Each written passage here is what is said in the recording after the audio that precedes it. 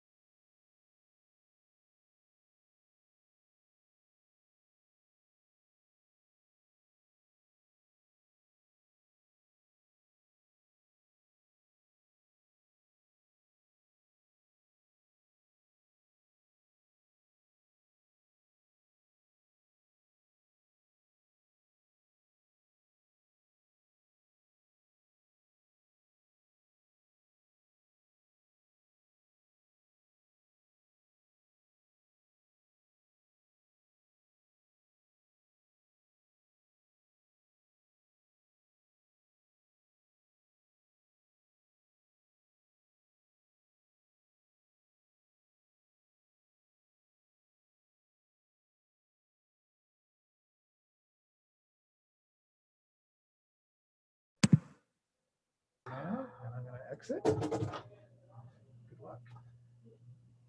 All right, everybody. How we doing today? Hopefully you're having a good. Was it Tuesday today? Just got done with practice number 5. Obviously, back off a pause and you give young kids a week off. You feel like you're starting all over again. Um, we had some momentum. I think after practice 4, and then go out there today. I wasn't excited about it. I'll go back and watch the tape.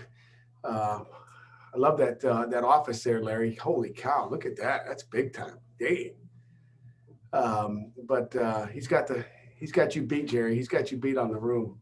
You know. But you just feel like you lost a little momentum.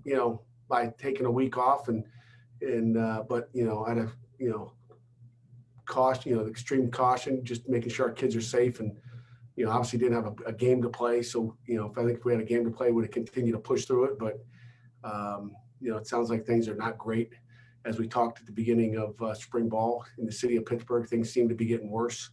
And we got to do our part as a football team to try to help nip this thing in the butt and try to get COVID out of Pittsburgh. So questions? Were you able to go full pads right back into it after a week off? Yes. We're out full pads today. What's kind of the bar for going on a pause like that? Do you need a percentage of players unavailable, or what leads to that? I think, I really don't know, because we hadn't really missed a practice since back in fall camp, when really it was kind of a voluntary, like, hey, we ain't practicing today until we figured, because everybody was still scared. The kids were still scared. Coaches are unaware of what's going on.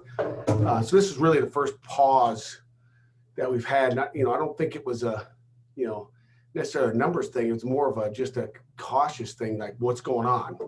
And, we weren't testing as much as we were testing back in the fall, obviously, because it wasn't the season, and the ACC had, different protocols. We've up-ramped the testing now, just because we can't let it happen again.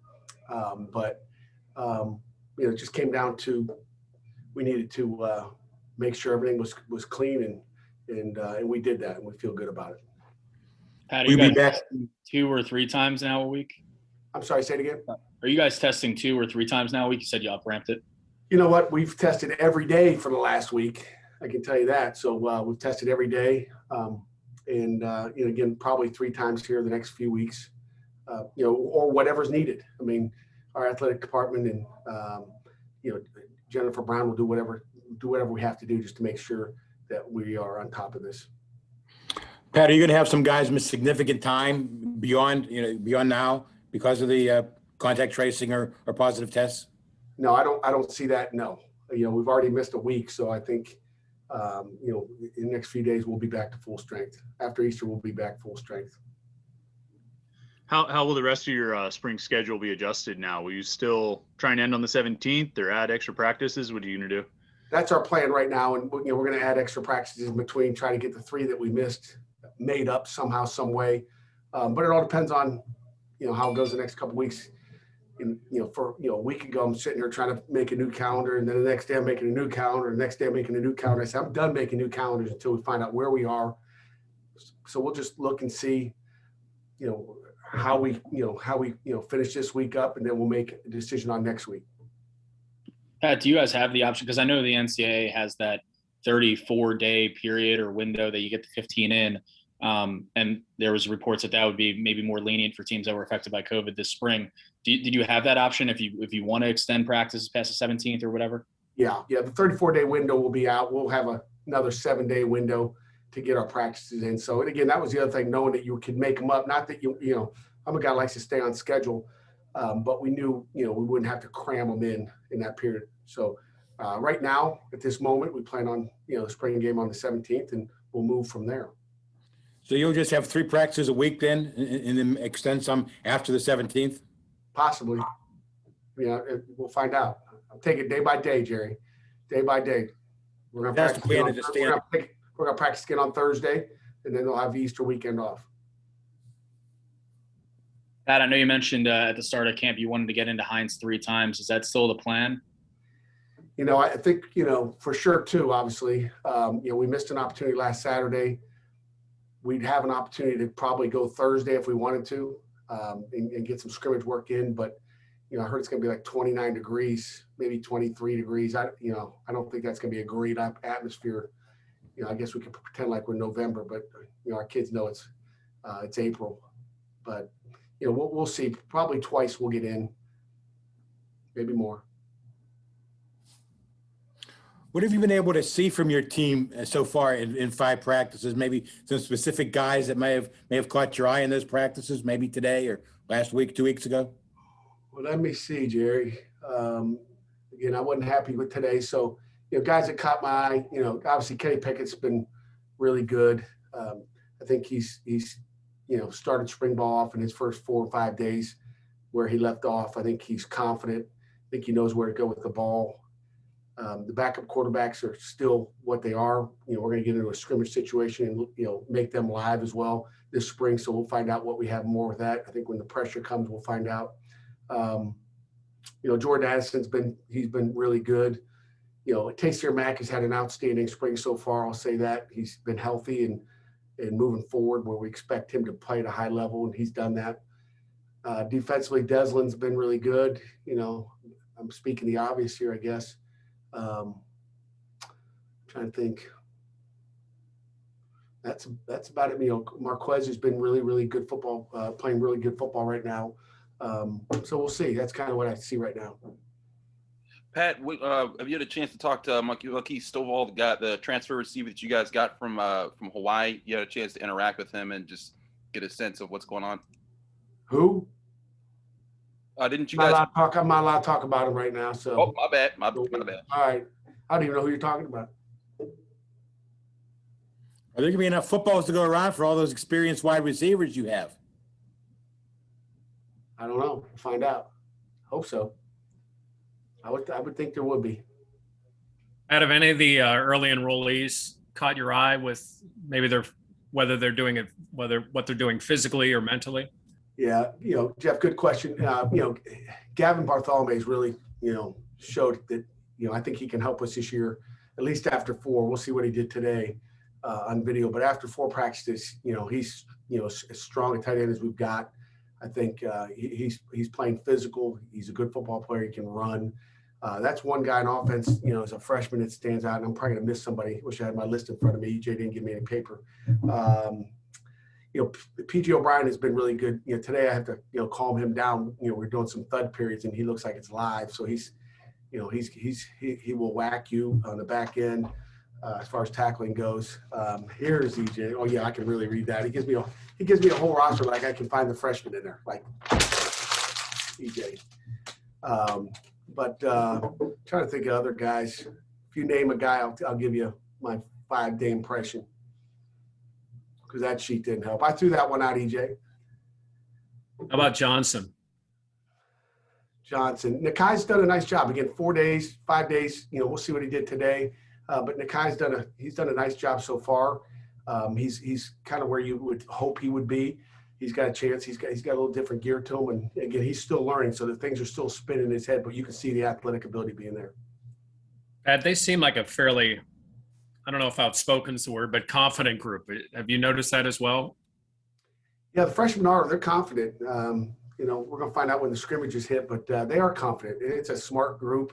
Nate Yarnell's been good as well. Thinking about some of the other guys, Renda's been good. So they're smart, they're confident, and then they've got some work to do, obviously, but they all have an opportunity to come out here in the spring and show what they have.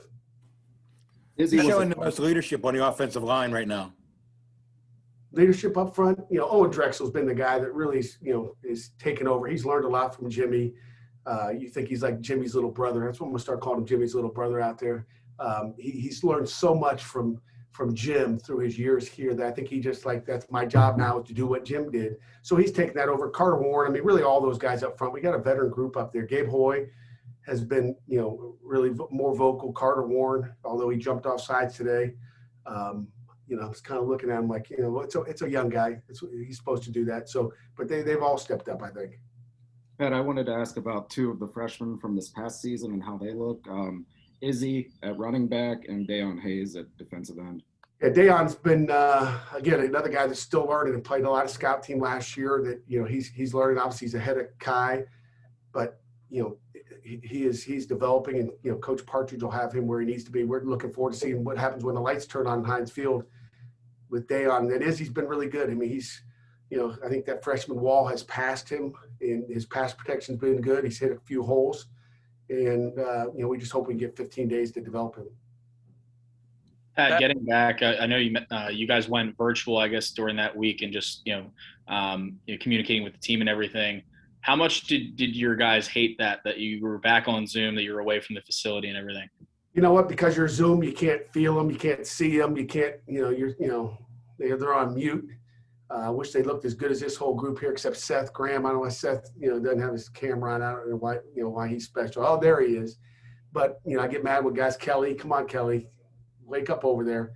And LaSalle, I don't know what he's doing down at the bottom. But, I bet they enjoyed it more than I did. I hate Zoom. I've about had enough of it. trying to make sure they don't have this funny picture in the background, sitting up, laying down, looking at ceilings. I hope the professors don't let them act like that because I go nuts when I see it. It drives me nuts. So I'm glad we're back in person again. But I think it upset our kids. I mean, they obviously didn't want to stop, and or when we're going to come back, but you don't get that feel because you're not around them. Pat, what have you seen out of your linebackers in these early practices? I know you said you want to see more out of the rest of the team, but you got a lot of older guys that are still on the roster, but you also got some younger guys that you're expecting to step up as well. Yeah, you see bits and pieces of who those guys are. I mean, there's Cam Bright and Phil Campbell and Wendell and Chase Pine have done a nice job so far. Kind of left off where you thought they would, but it's developing some of the younger guys behind them, the Aiden Henninghams and Solomon DeShields.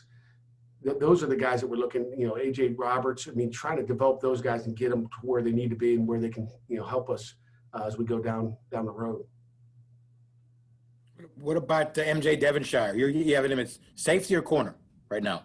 We got him doing both. But MJ's been good. He's been real good. We've been happy. We got him as a punt returner as well because he can take one to the house, I think. So MJ's been really, really good for us. I'm glad you asked that question. With 115 guys out there, but we've been happy with where he is so far. He just needs to continue to progress. He will bite you, I can tell you that, and he's athletic and can run. So we're happy with where he is, and he can play corner or safety. So we've kind of split time there. What about that cornerback room? Because you talked about how Damari was so excited he was tackling people in shorts. And you still got people like Rashad Battle, Marquise, and AJ. I mean, sounds like you got a really combative room there to work with over the next year. They are. I mean, Damari started off a little rusty, so we're still trying to get that WD-40 and get him. It's been a year he's been off, and we need to loosen him up and probably came in the spring ball a little bit heavy. And I know he's been focused on trying to cut the weight down because he looks good. I mean, he looks like a middle linebacker just about 205 pounds. But I think he's down to about 199, 200 pounds right now, which he needs to be to run like he has to out there. But we know Damari will be great. And AJ Woods and Battle and all those guys, it's going to be a battle out there, with the rest of the corners. And like I said, Quez has looked good, and we expect him to. Anything else? The receivers are giving all they want. I can tell you that, though. There's been some days out there, so the receivers are doing a great job as well. Coach Marion's got those guys coached up. You seen any good rivalries out there between two guys that you've been having fun watching? Just watching, Jordan Addison, on our safeties is always is an interesting day. Let's leave it at that. Without DeMar Hamlin out there, it's a little bit different. So we're trying to find out MJ, to play the field position. Judd has had a solid, spring, but we'll find out when the pads go on. We get into a live scrimmage. Eric Howlett's out right now for the spring, so we don't get a chance to look at what he's doing. So. Okay. And other than COVID-related absences, do you have any guys missing this spring significant time for injury absences? Geez, I give him a little bone, then he tries to. No, Jerry. Obviously, there are always a couple. A lot less this spring than last spring. Put it that way. All good. Thank you. Pat, real quick, do you guys still plan or hope to have fans at the spring game? We do, yes. Okay. Let's make sure Pittsburgh's under control and wear your mask, wash your hands, get yourself a little distance there. Don't all pile up on each other. We'll be good. Thanks, guys. Appreciate it. All right. Thank you, Coach. And thank you all for joining us today. We will send out the recording of this session shortly, and hope you all have a great rest of your day. Don't go off camera. Will we see you on Thursday, RJ? I hope so. Nothing's guaranteed. We're day to day, Jerry. It's a day to day. Okay. All right. Take care.